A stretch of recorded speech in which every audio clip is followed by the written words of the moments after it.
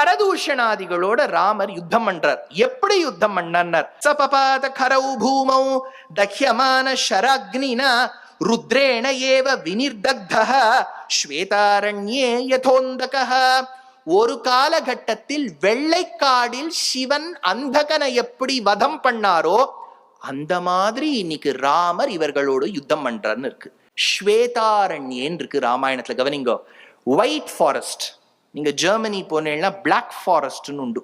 அந்த மாதிரி இங்க white forest. What is this white ஃபாரஸ்ட்னா ஸ்வேத அரண்யம்ங்கிறது தான் வெங்காடு. திருவெங்காடுன்னு ஒரு சிவக்ஷேத்திரம் இருக்கு இல்லையா, அதை சொல்றார். இப்ப நான் இதை ஒரு இடத்துல சொன்னேன், அவ சொல்லிட்டா இது நீங்க மத்ராசி, அதனால நீங்க ஆனாவுன்னா ராமாயணத்துல இல்லாத இடம்ல எல்லாம் தமிழ்நாட்டுல தான் இருக்குங்கிறேள். நான் சொன்னேன், நான் சொல்லல, வியாக்கியாதா சொல்றார்.